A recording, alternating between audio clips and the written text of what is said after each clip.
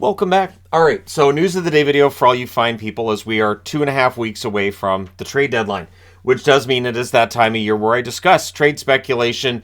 In terms of now it's in the mainstream, we know who's likely to go and who won't. It's just the crazy speculation I don't get into, which is, rumor has it, and yeah. But what's interesting is, so the Jacob Chychrun situation on the weekend, fascinating. The Arizona Coyotes holding him out of the lineup for trade purposes. They're doing it again tonight, and apparently he's not playing again until the trade situation's resolved. Now, there's the possibility he doesn't get moved, and after the deadline, he goes back into Arizona's lineup. There is always that possibility. But in posting that on Saturday, that we're holding him out of the lineup for trade deadline purposes, or for trade reasons, it may have pulled other teams in, and there's reports that it may have pulled other teams into this. And apparently the Kings deal, there's numerous things that could have sunk this. Now, I don't know the GMs in this case and how they feel about this, but there are general managers in the league that hate when this stuff leaks out. Absolutely hate it.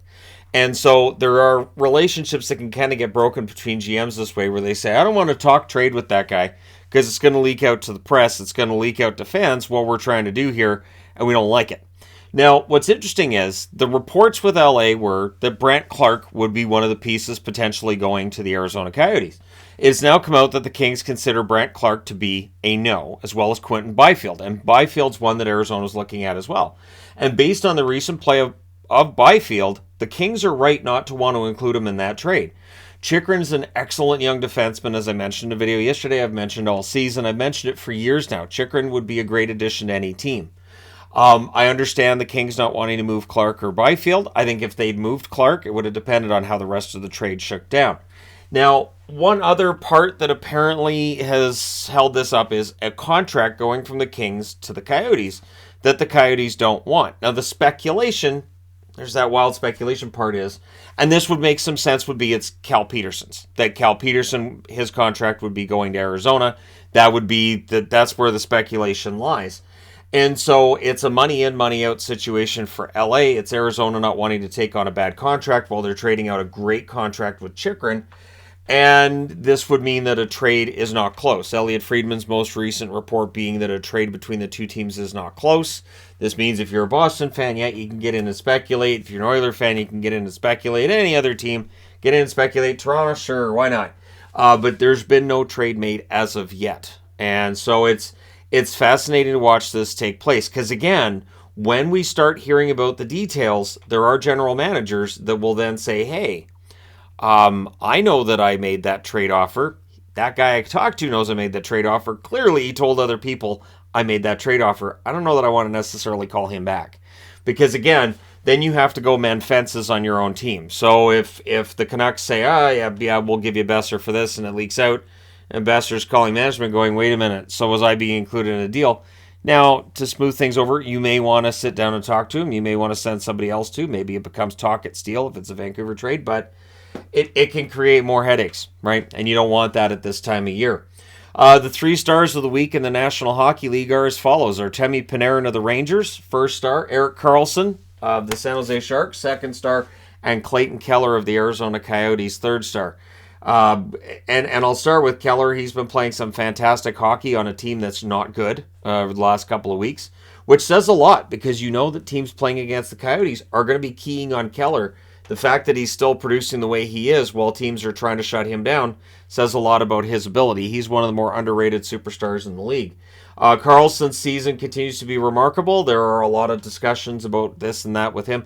I would still be very surprised if he gets moved during this season because of his contract. I would not be surprised to see something materialize over the summer if the NHL says, you know what, we made a lot of money this year, the salary cap's going up by $4 million. In the event that the salary cap takes a more dramatic upturn, maybe then we see Karlsson's contract get moved because there would be teams that would have enough space to make that work. And if it ends up being Edmonton, it ends up being Edmonton. I will say that with Karlsson, there are some defensive deficiencies in his game. There always have been. But the offense is so tantalizing. And the idea of having him on the ice with McDavid and with Draisaitl and what that could provide to them, I can totally understand why the Oilers would be trying to make the math work around the salary cap for that, because that would be fantastic. But we'll see what happens. So Anton Forsberg, it's good news, bad news situation. The good news being it doesn't look like he's going to need surgery for having torn the MCL in both of his knees. But he's likely done for the season, which not hugely surprising at this point in the season when you see somebody get stretchered off the ice like that. I'm just glad he's okay. It was a scary incident for what it was. So this does leave Ottawa in a position where if they still feel like they're in a hunt for a playoff spot, yes, they probably go get a goaltender, but I don't think that they're going to be going the waiver route today, which I've seen speculation of. I don't think they're going to use somebody who's on waivers today. We'll come back to it, but I think that for Ottawa, things are getting kind of interesting with their goaltending, and I think they might be better off looking for a trade, but I don't think it's going to be a big name. Like, why not Nedeljkovic? Nedeljkovic is in the minors. I know.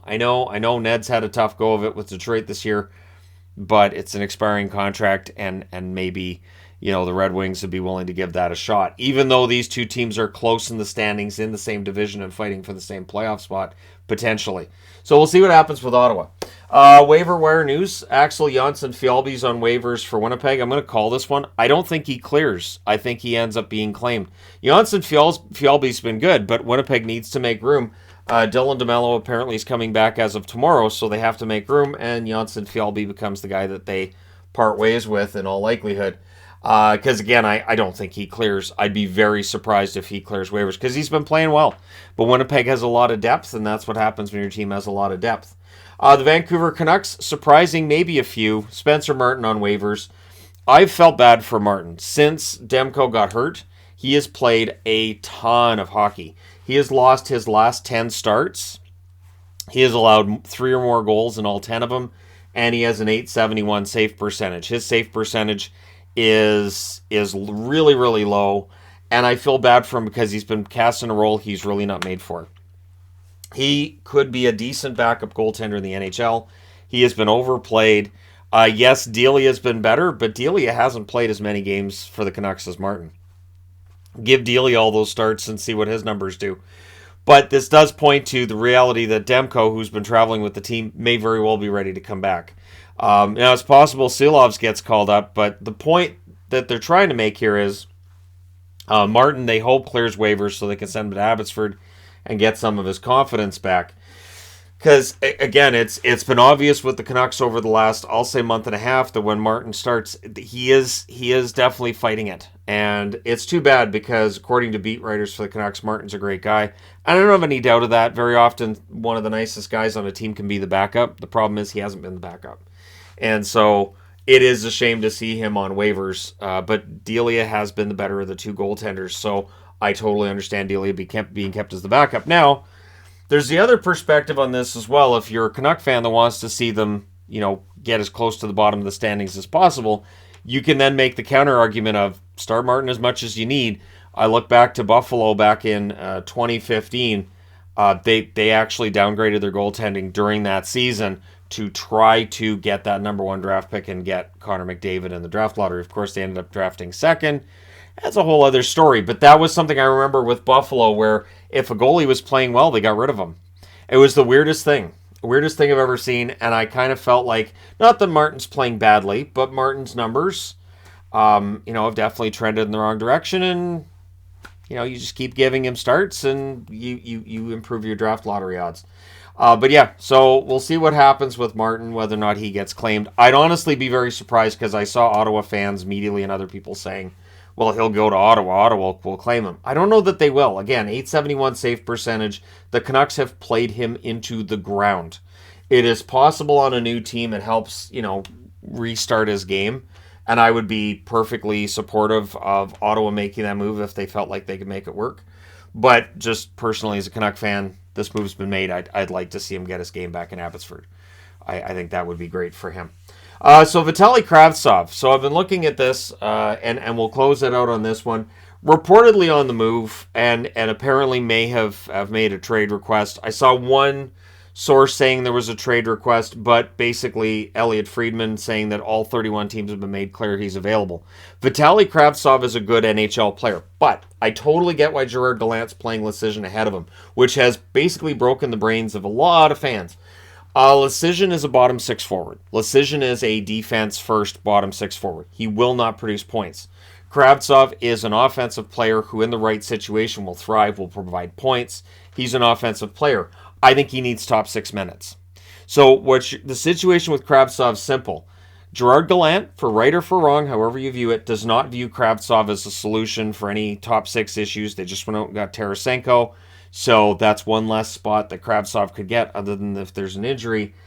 Kravtsov needs to play top minutes. Putting him on the fourth line does nothing for him. He should not be on a fourth line. So if you want Kravtsov to develop, he needs to be on a team that's going to be able to give him that ice time. So Kravtsov, notice there's a Canuck logo here. I could totally see the Canucks going in on Kravtsov and seeing what they could get out of him because of the fact the Canucks are going into what they're terming a retool. Kravtsov would fit. He'd be a younger player, a lot of potential, first-round draft pick, and might fit into Vancouver's plans. And then maybe Vancouver takes one of their prospects that's kind of turned into a project and flips them. I'm not going to say Podkolzin necessarily. I don't think it's Podkolzin. Maybe it's Höglander plus something else. But just using that as an example, I think Kravtsov needs to go somewhere where he can play. And he can play top minutes. And again, getting those bottom 6 minutes in New York, I don't think have done him any favors. So we'll see. And again, other team, Arizona, could be a good landing spot for Kravtsov. He needs to play. And Arizona has a really good track record with picking up players that have had trouble with other organizations, giving them the proper amount of ice time, and they thrive. So we'll see. Let me know what you guys think in the comment section below. Where do you think Kravtsov ends up, that kind of thing? Again, I don't get into the speculation throughout the season because it can get really silly. Trades really haven't happened this year, but we know they're going to over the next couple of weeks. So I don't see any harm in talking about it, especially when it's a situation that we know what's going on, where Kravtsov likely to get moved on from. We've got guys on waivers because guys are probably coming back.